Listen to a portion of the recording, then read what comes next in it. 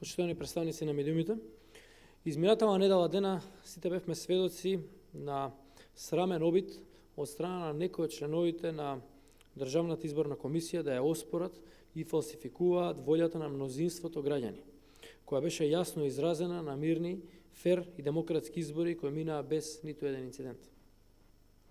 Изминативе недела дена, целата македонска јавност беше сведок на непрофесионалното однесување на одредени членови на Државната изборна комисија кои се впуштија во постизборен инженеринг со тоа што прифатија скандалозен и неоснован приговор на политичката партија БЕСА за едно избирачко место во Гостивар. ВМРО ДПМН веќе поднесе тужба против ова решение на Државната изборна комисија, која сама по себе е невиден преседан. Тужбата на ВМРО ДПМН е поднесена врз три правни основи: повреди од формално правен аспект на одредбите од изборниот законник и подзаконските акти, погрешно и целосно утврдена фактичка состава и погрешна примена на материјалното право. Од формален аспект, побиваната одлука на Државната изборна комисија е незаконска од следниве причини. Видно од доставениот приговор, усвоен од страна на ДИК, е дека истиот е поднесен без подпис од страна на овластениот представник на подносителот на приговорот, со што се повредува член 147 став 3 точка 2 од изборниот законник. Иако дел од членовите на ДИК укажаа на овој пропуст и инсистираа приговорот да биде отфрлен поради процедурални причини или процедурални недостатоци, Државната изборна комисија спротивно на член 147 став 3 точка 2 од изборниот законник и спротивно на правилникот за начинот и постапката за решавање на приговори, истиот не го отфрли. Почитувани представници на медиумите, и само овој основ да беше е доволен управниот суд да ја отфрли, да ја прифати тужбата на ВМРО ДПМН и да донесе решение со кое што ова одлука на Државната изборна комисија ќе се стави во сила. Одлуката е донесена и спротивно на член 148 став 3 од изборниот законник, бидејќи истата е донесена по истекот на рокот од 48 часа, утврден во овој член. Согласно овој член, Државната изборна комисија е должна во рок од 48 часа по приемот на приговорот да донесе одлука. Од цитираната одредба неспорно може да се утврди дека овој рок е преклузивен, што значи дека Државната изборна комисија не може да постапува и да одлучува по истекот на овој рок. 3. При донесување на утоженото решение во постапката за разгледување и одлучување по приговорите од страна на Државната изборна комисија, сторени се исто така и повеќе процесни повреди на одредбите од изборниот законник и правилникот за начинот и постапката за решавање по приговори. Имено, во постапката за разгледување на приговорот од страна на Државната изборна комисија е изведен како доказ со слушување на сведок, поточно со слушување на лицето Фатиме Сулејмани од Гостивар, зашто од страната на ДИК не беше воопшто ниту дискутирано, ниту пак е донесена одлука за изведување на овој доказ согласно со одредбите од изборниот законник и правилникот за начинот и постапката за решавање по приговори.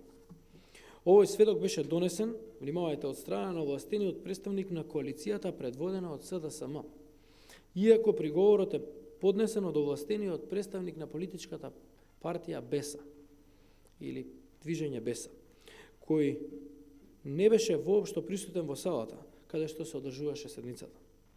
Од страна на дел од членовите на ДИК беше укажано дека за изведување на овој доказ не е донесена формална одлука од Државната изборна комисија и дека не треба да се дозволи сослушување на наведеното лице. Сепак, председателот на ДИК, спротивно на закон и на подзаконските прописи, дозволи нејзино сослушување. На овој начин ДИК постапи спротивно на член 35 од правилникот, каде е предвидено дека можат да одлучат да сослушаат на јавна седница подносител на приговор.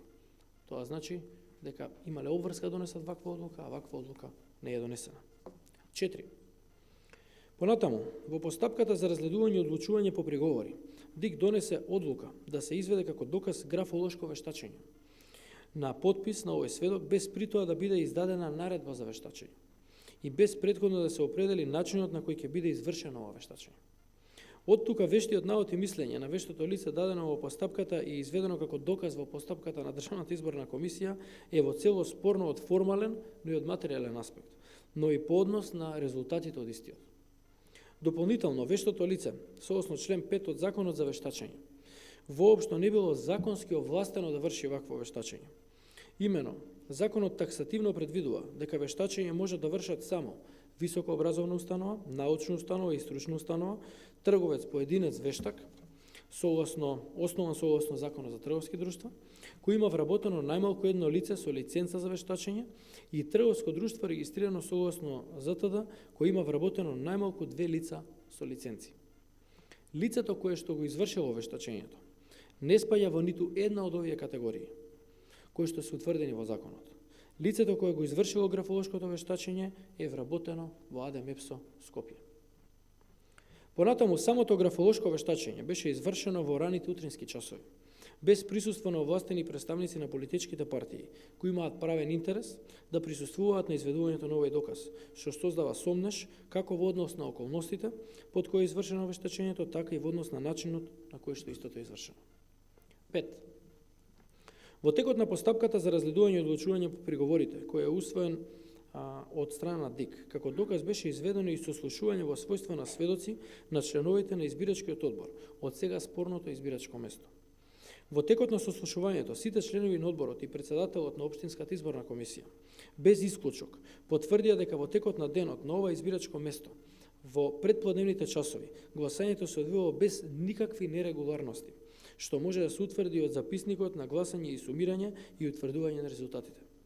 Од нивниот исказ јасно може да се утврди дека во попладневните часови, кога на гласачкото место се јавила гласачката Фатиме Сулемани, врз основа на проверката со УВ ламба од страна на член на избирачкиот одбор, констатирано било дека ова лице веќе го имало остварено своето избирачко право, бидејќи на палецот на десната рака имала траги од заштитниот спреј со кој задолжително се прска секој гласач.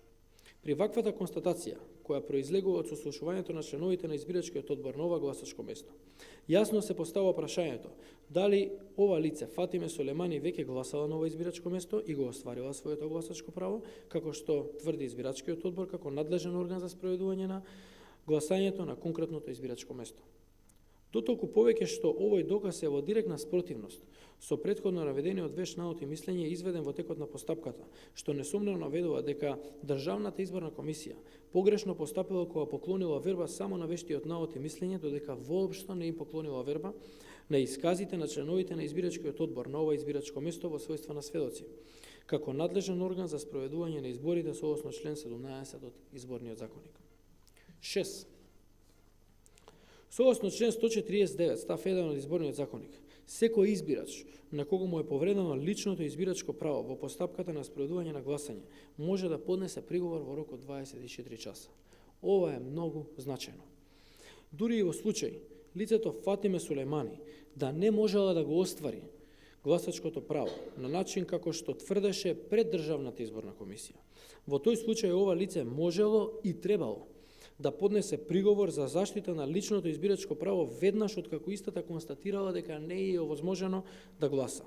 Во тој случај ДИК без одлагање ќе требаше да одлучи по приговорот на ова лице и доколку има услови ќе возможеше да гласа.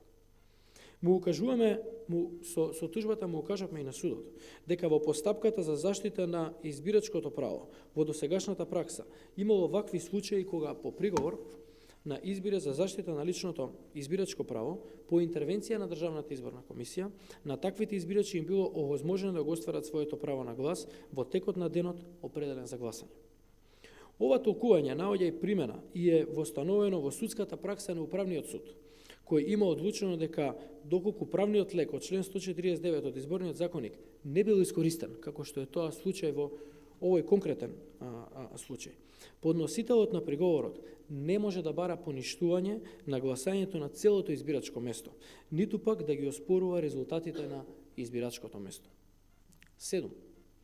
Со членот 151 законодавецот инкриминирал гласање од страна на едно или повеќе лица кои гласале за други повеќе лица. Од оваа одредба јасно произлегува дека за да постои основ за поништување на гласање во избирачкото место, потребно е да било злоупотребено гласачкото право на повеќе лица од страна на едно или повеќе лица. А во конкретниот случај се работи за наводна злоупотреба на гласачкото право само на едно лице, што не представува основ за поништување на гласањето на целото избирачко место. Суштинска повреда на изборниот процес, согласно член 157 став 1 алинеа 6 од изборниот законник, може да представува само злоупотребата на гласачките права на повеќе лица, кои би ги довеле изборните резултати за конкретното избирачко место под сомнение. Ова особено ако се имаат во предвид исказите на сите членови на избирачкиот одбор, дека гласањето на тоа избирачко место било спроведено без никакви неправилности и дека тој глас нема влијание врз промена на изборните резултати.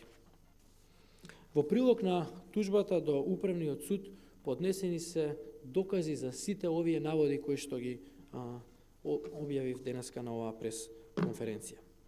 ВМРО ДПМН затоа апелираше и апелира да нема никаков притисок врз Управниот суд, кој мора да одлучува исклучиво согласно законите. Секое поинакво постапување ќе значи фалсификување и крадење на волјата на мнозинството граѓани, изразена на предвремените парламентарни избори, одржана на 11 декември. Искрено се надавам и верувам дека Управниот суд и судиите во Управниот суд ќе одлучат да ја коригираат оваа незаконска одлука на Државната изборна комисија и да не дозволат 7 невини луѓе да завршат во затвор само заради незаконска одлука на Државната изборна комисија. Ви благодарам на сите на вниманието, повелете со прашање на темата. Кој има прво на темата, после може и надвор. Дали имате прашање на темата? Нема. Повелете тогаш надвор на темата. Поранишниот министер за финансии од СДСМ Поповски изјави дека доколку партијата дојде на власт, можни се намалување на платите и пензиите. Ваш коментар на ова изјава? Па видите, ова е карактеристика на владењето на Социјалдемократскиот сојуз на Македонија. Во нивната историја они имаат многу пати докажано дека она што го знаат е да намалат пензии, да намалат плати и да избркаат луѓе од работа. Затоа и ние објавивме дека нема да дозволиме аболицираниот ЗАЕВ ниту СДСМ да формира влада. Затоа ВМРО ДПМН ќе формира влада, особено затоа што ние не планираме кратење ниту на пензиите, ниту на платите, ниту бркање од работа како тоа што го најави Социјалдемократскиот сојуз. Туку напротив, ние предвидуваме зголемување и на пензиите и на платите за 10,25%.